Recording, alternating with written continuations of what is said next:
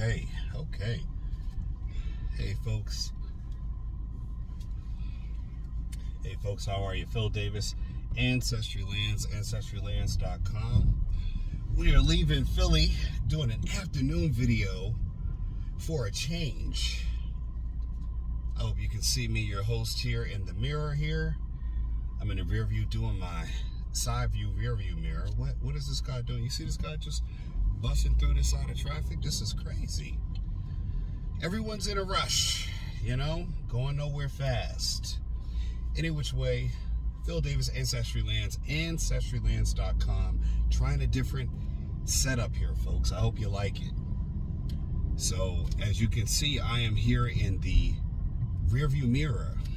Right over here to you can see my shades, glasses. I like to look a little fly. 43 years old, why can't I? I tried doing a video earlier today on the way to work, and the sound quality was horrible, so I made some adjustments. I'm giving you a different look now. You are now at the angle of being my passenger seat. And we're going to see how this works. I'm going to try this out. I made some adjustments. You can see the beautiful city of Philadelphia is here. There's a lot of change in building and construction going to Philadelphia. As you can see the cranes off to your far right. Up in the sky, there's always new commercial buildings going up for whatever reason. We'll find out about those later.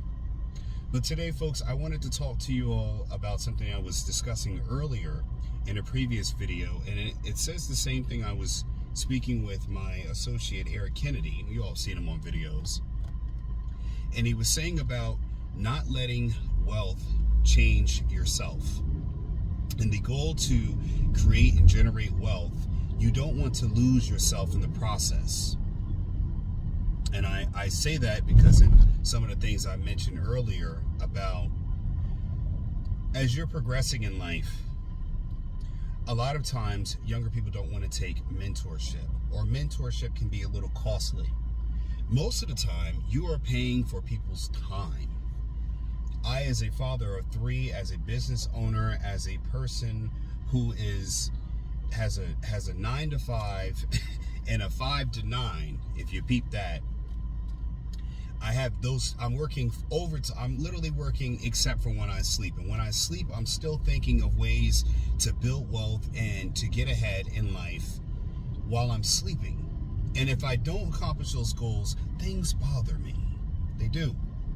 I can't sleep because I'm either not in line with my goals or I'm creating new goals. My mind is always working. And the common misconception that you're gonna be able to take some kind of vacation because you're a billionaire. The problem with having money is that you're always losing money if you're not making money. I'm gonna repeat that again.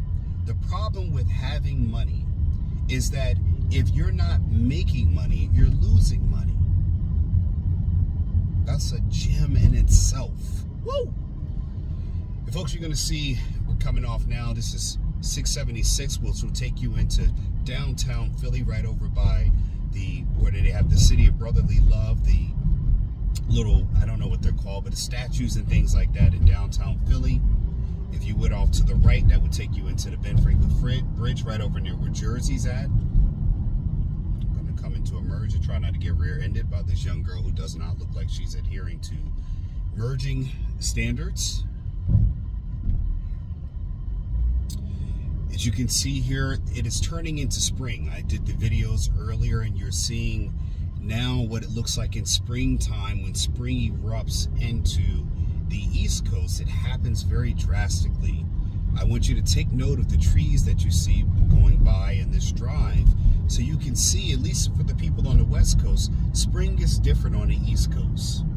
You have trees that stay green, like the one coming up on our right. That is like they're called evergreen trees or deciduous trees. If you did not pay attention in elementary school, those are trees that stay green throughout the year. They will not go green.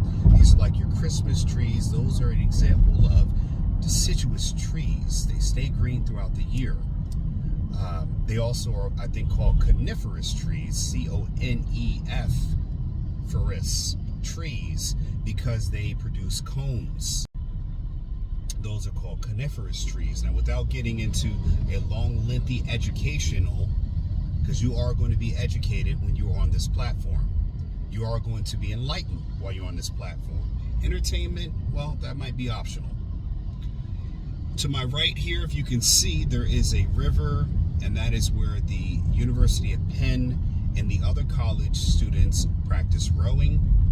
There's a lot of boats out there, and that's the University of Pennsylvania.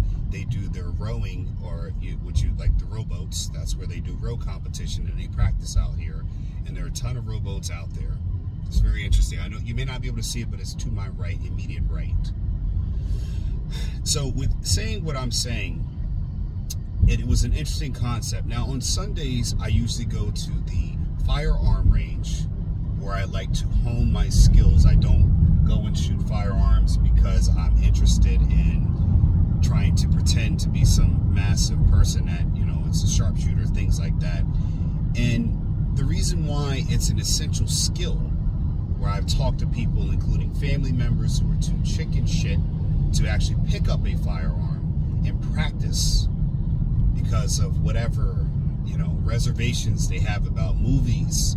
They'll go watch a John Wick go and shoot 14, Asians throughout a movie and literally, take down an entire group of Yakuza, but never find it practical in their own lives to learn about firearms and firearm training because of they're scared of guns, but they go and watch gun movies all day. So again, in love with the fantasy, separate yourself from reality.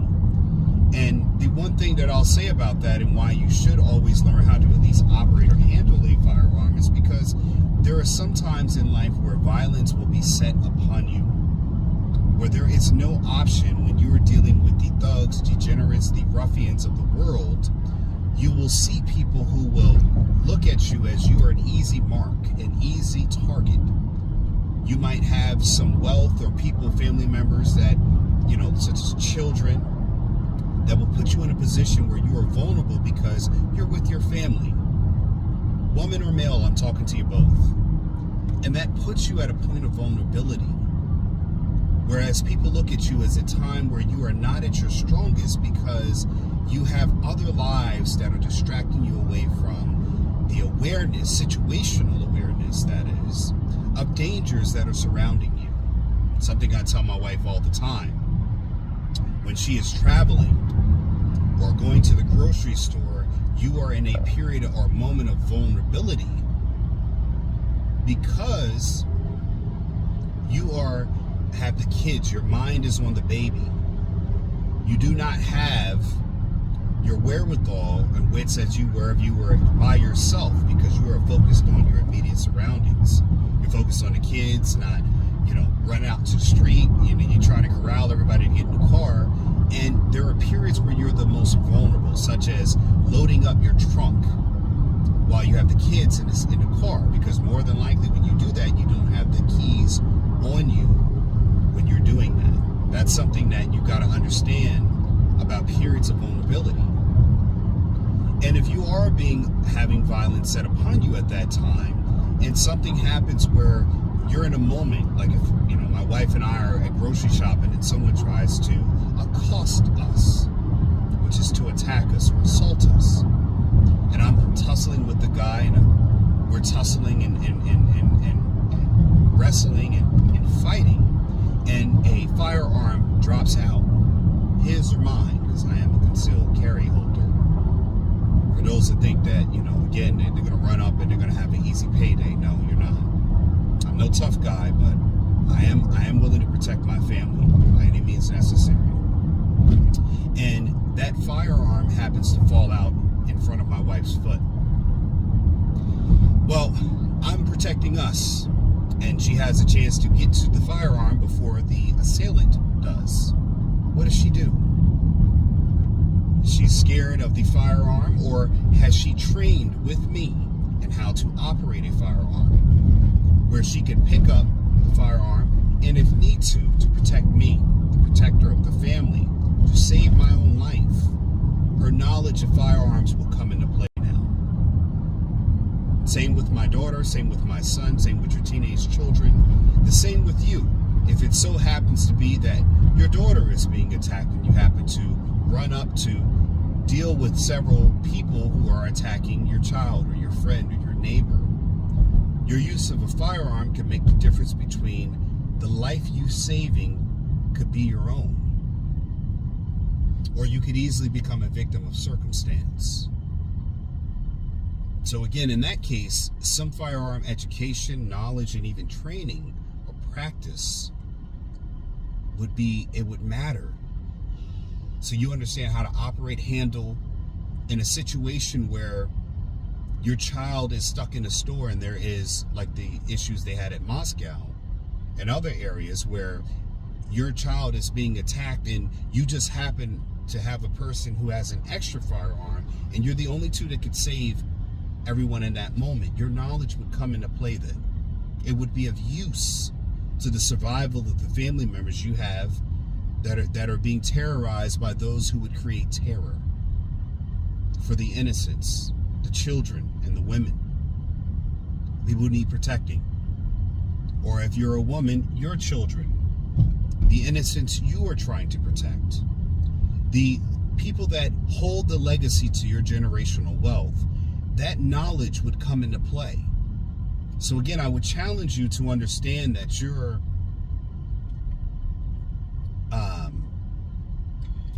reservations about owning a firearm or even practicing a firearm, you should think of it in that way, that again, it is something that you're doing that is to help train in case the ultimate decision, the ultimate sacrifice, the ultimate situation is put upon you. And what do you do at that time? How do you handle that? And that may happen to someone someday. And that this conversation we're having about understanding and protecting your legacy would come full frontal. So again, that not generating wealth without losing yourself, what my associate Eric Kennedy had talked to me about, it meant many things to me.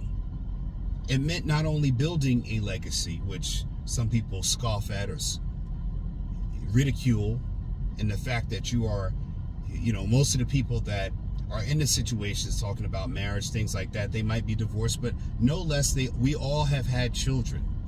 Or if you're looking to have children, you are building wealth or assets to generate for a legacy to be created, to have descendants or people that can inherit the labor of your wealth, your efforts.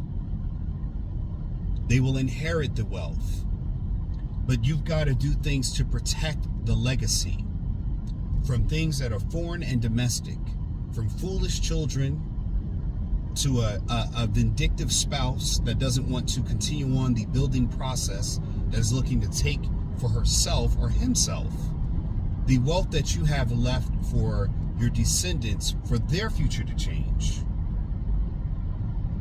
That's the domestic one. From foreign, from those ruffians that look to your family to be hostages or people that can be taken advantage of, and they can steal the wealth from your legacy, the recipients of your legacy. You've got to protect those people by arming them with knowledge and skills to defend the wealth, should the wealth that you're defending be the legacy itself, the children themselves, or you yourself. Because if I fall, my whole family goes with me. If I lose my children, then there is no legacy to leave behind other than the assets that I own. What am I doing it for now at 43 if it's just going to all go away? Because I don't have my family, because I didn't train to be able to defend my family. There's a responsibility that goes along with creating wealth. Now, of course, you don't have to know how to do anything. You can do like, Bezos does and hire a tactical team, or like, the show Power. You could have, a whole security detail of former special elite or mercenaries, and you can pay for it, yes. But there always comes a time in a movie where the person that is rich needs to defend themselves. When all the bodyguards are taken off the proverbial pitcher playing board and can no longer defend, you're always left with Wick standing there in front of would be the guy who has not trained at all and how for this situation. That is a high probability they can be in, right? They never train for that. Just call out orders and make sure everybody else can do all the heavy lifting until it's their turn to check in for weight.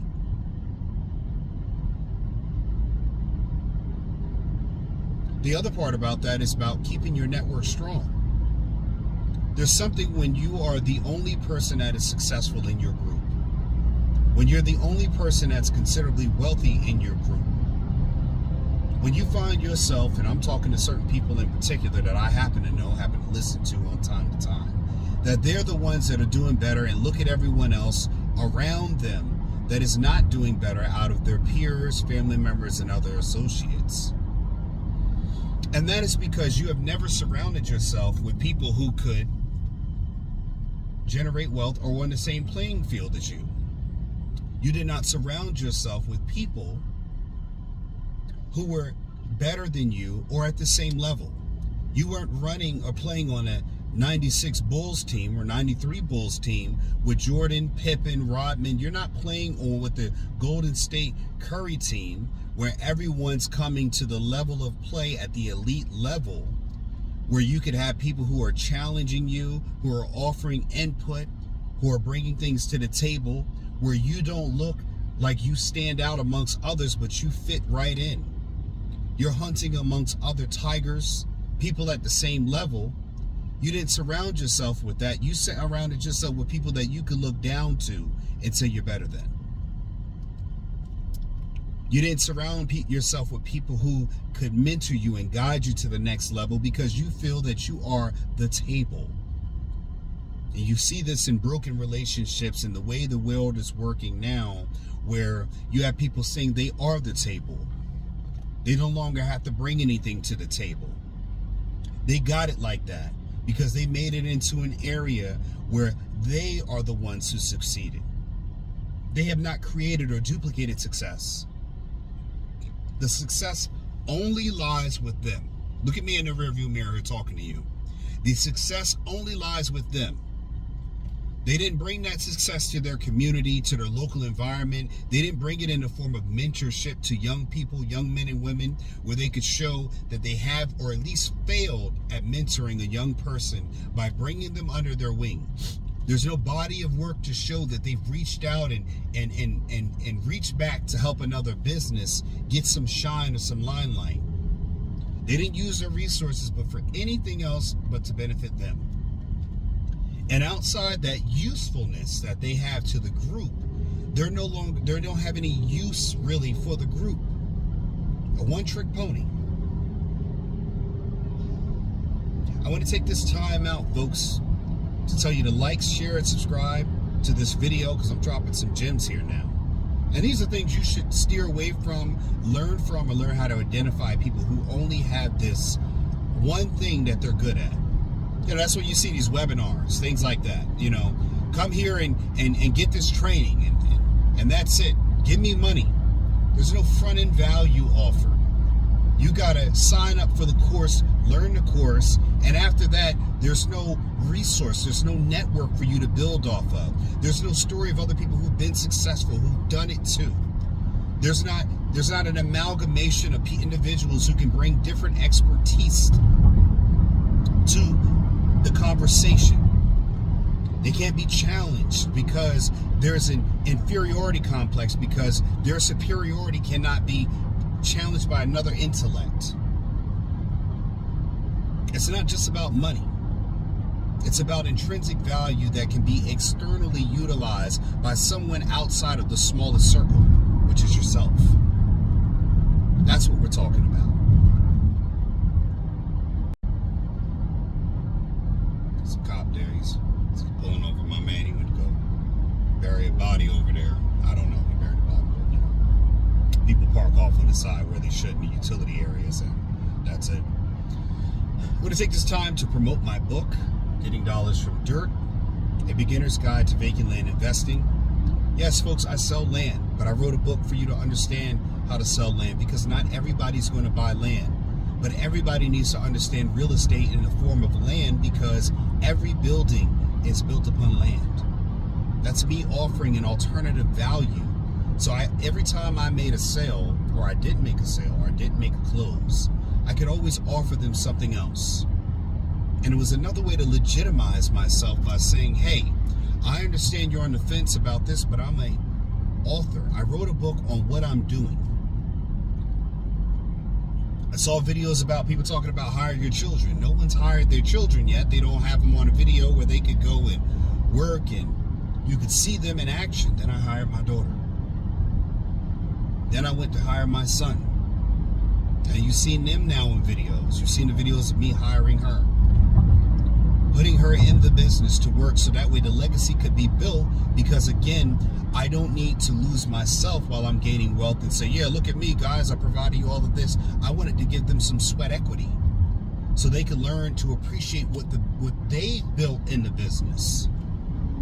I've offered mentor to people that I've also sold insurance to, because again, I wanted to be able to sift through all this jargon, these IG clips of you could do this with wealth and that and this and here's an IUL. I wanted to learn, but I had to pass a state test so that I could bring that value to be able to talk about something that I not only have for my family, but I'm also, I studied and practiced it. I got certified and licensed.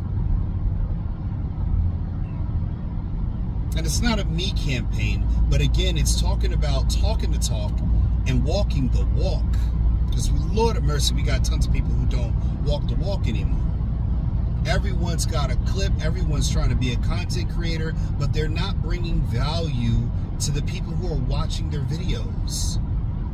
You just stick a camera up there and you got to talk, but you're not saying anything.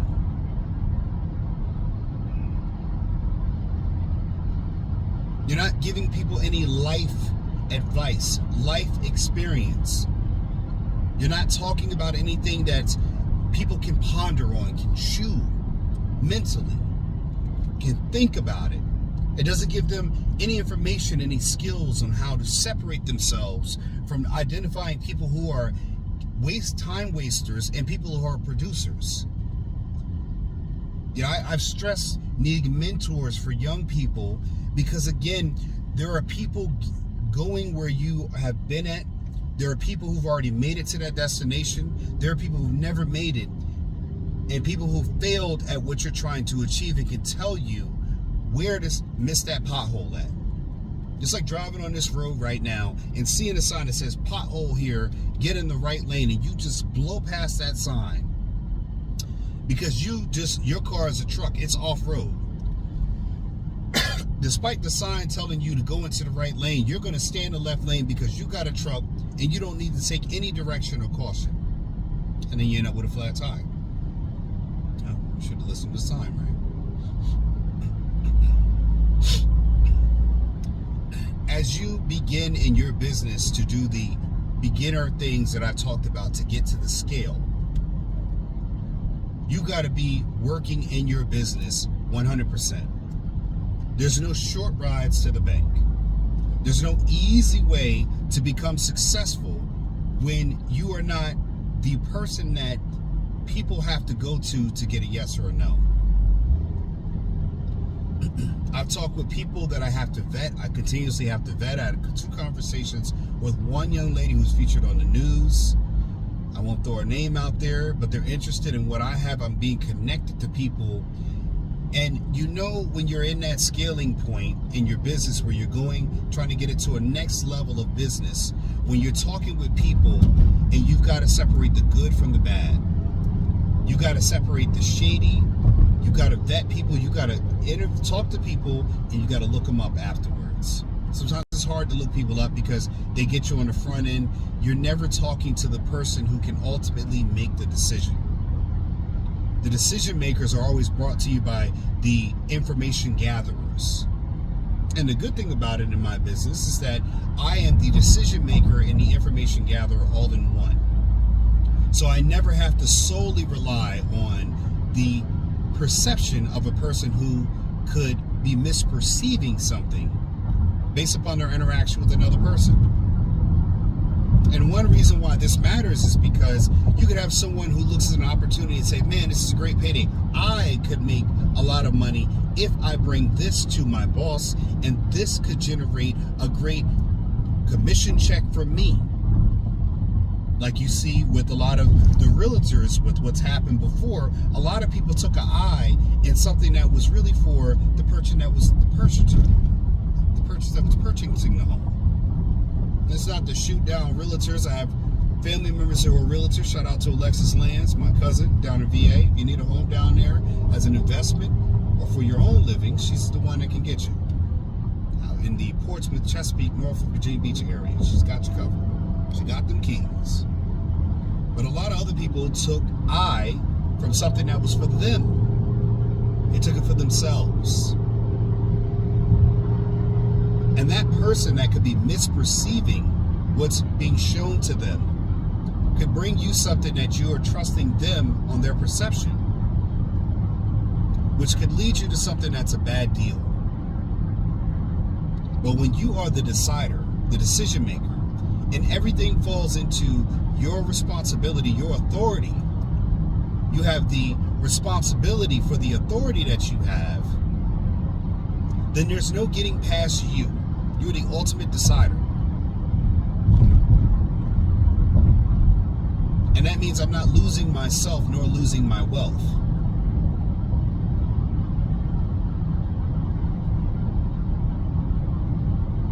And when I do things, I always look to my local environment to help out the people that are close to me. I offer YouTube training. I offer business training. It's not just the land thing that I've got going on. Because again, in this channel, I've learned how to do an LLC, how to get a Duns and Bradstreet number, how to get business credit, how to do that while having a family, which is where most people are going to be looking. That's the time where you have the hardest time to generate wealth, is when you decide to expand your circle outside of your just singleness. Sorry, that's my mom calling me now. She's probably going to call me 3-4 times. Mom, I can't stand when you do this, but I love it when my mom calls me. And again, I look to my neighbors. I employ my neighbors, the people in my local community, because I want to always be bringing value. These are people that, yeah, they might be from foreign countries, but they're here. My children and their children, they play together. They go to school together. So I look to always, Eric Kennedy, we've known each other since we were children. My family members, I always try to hire qualified hires within my circle first before I go to some far off country to just get the labor for cheap. Because again, if I want to make people successful around me, I'm going to need those people when it's time to bring a group around me. You can't get people in the Philippines to help you then. When you want to see who else is around you, who else have you made successful? Yeah, I've sold properties with people who own land. And again, you could sell somebody a Mercedes Benz, but I know those people who own land. If I were to look through a time, and I had a wheel of time, I could look 100 years, and they keep that property, I'm going to see great-great-grandchildren who've inherited that land from the Davis family. That's going to last a lot longer than this Ford Expedition in front of me. 50 years, that car is going to be broken down. It's going to wear, it's going to degrade, but that land won't. That land could be a house 1 year, 1 decade. It could be a commercial building another decade. A grandchild in another generation could change that into farmland. And that farmland in 2 generations could become an apartment building, a shopping mall, and it could keep on evolving. But the land will still have a use.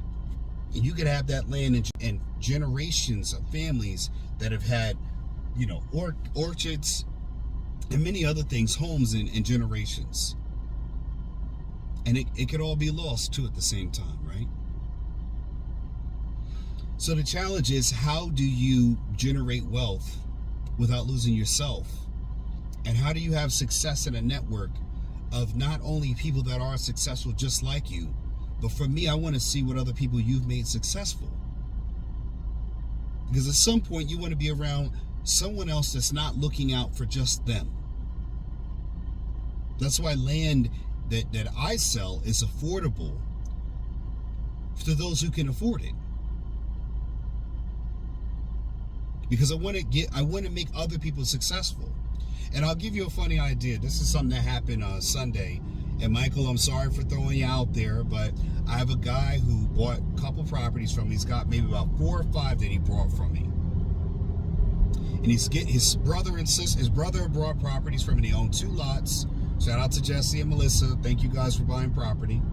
And now he's got a sister who's trying to convince to buy land. Not really convincing her, but he's going out there and showing her. And we just had a discussion because I've got some lots near where his lot is. And this is the crazy thing when you get to a point where you own multiple properties where you could joke with someone and you're having a land conversation, right? And I told him the property that his sister is looking at is probably a professional football player could throw that, and it's a 60-yard pass to completion. He says, okay, what about the other one? I said, oh, that's more like a Hail Mary in the end zone at the last buzzer. You know, I think the GOAT, talk about Tom Brady, can make it. He's like, what? Tom Brady can't make that. Maybe Mahomes or a younger guy. I told him, I said, and here's the funny part. I told him, I'm like, man, you know, you're my client, and I want to make money with you or make money off you. So I'm not going to say that. But once we get done and you own them deeds, I said, we're going to have a different conversation. I said, we could bet some deeds, some land on that one. You know, and it was just, he has enough properties. It was like, listen, you throw 2 properties, I'll throw 2 properties, and we can play Texas Hold'em for land deeds and make that bet. And I just thought about it. Everybody laughed about it. It was a big kicker. And I'm like, man, you know, we could just joke about, we'll put a deed up on it, you know? That's big boss talk when you're in land. All right, well, I'll bet you 2 acres for it. All right, you throw up 2 acres. All right, double or nothing, put 4 on it. I got a 5-acre property. I'll bet you for it. You know, that's big boss talk when you can get to that point, and that's a joke to bet deeds on something. Not $5. We're talking about acreage. And I just realized it was a talking at a high level like a boss to another person that owns more than 1 property. That's a situation where if I own doors or rooms in commercial buildings, someone could say, hey man, look, I got 6 properties. You know, can I give those to you for some collateral, and you take that as, you know, last month's rent and give me 6 months off of it? I could look at those properties and be like, yeah, we can do that. That means you can get into this apartment, this door, this building. You can get into this luxury apartment, or you can get in as an investor by throwing your land as collateral to me. Now that's powerful. Now hell, it could be a property I sold to them. But that's the mindset and thinking, is that you don't always have to trade cash. You could trade paper, a different kind of paper, ownership papers. Now you think about that when you say, oh, I bought a property and I own one from Ancestry Lands. Or you might be thinking, man, I need to start thinking like what he's talking about and get some bossing up in me, and actually maybe I get 3, 4 properties up in here. And then I can start going to banks and saying, hey, well, I've got 3, 4 properties I can leverage and I can add that to my down payment to get a house one day. Let me leverage the land that I own and use that as doubling down on collateral to give me extra credit or give me points down on my mortgage. Can I add that to my closing costs? Can I get some seller concessions by offering land that I own? I own 2 acres out here. Can I offer you that? Because again, if I was selling a home and I wanted $20,000, that's the difference between me and a buyer wanting to buy a house. And if I would have dropped the price for a property that was, 10 acres out in Tennessee, that's worth 17, I might take that and just say, I'll concede on the 20K as a seller. That's the bargaining power of land that you bought from me for $12,000 or $18,000. It might be the difference in you saving 2 from a person that is trying to get you 20 on a mortgage at closing costs, seller concessions. You might have to offer up a piece of property from Ancestry Lands to get a seller to concede to some things in a booming economic market. What if you get overbid? You can go to the person and say, I've got 10 properties that I bought from Ancestry Lands. Can I offer those up in addition to my down payment and my collateral because I want this house for my family? Now that's powerful. Yo, man, I'm done today, man. That's it, man. That's all I got for y'all, man. You don't know. About half y'all didn't even get to this point. Any which way, folks, Phil Davis, Ancestry Lands. Go get my book, Getting Dollars from Dirt, A Beginner's Guide to Vacant Land Investing, man. Remember I told you something. You're either going to own property or you're going to be owned as property. That's me. Peace, and I'm out. Are you confused with today's real estate market? With high interest rates and overpriced housing, it can be hard to find something to own at the right price. Available on Amazon, Getting Dollars from Dirt by author Philip H. Davis is a game-changing book that invites you to embark on a thrilling exploration of this often overlooked asset class.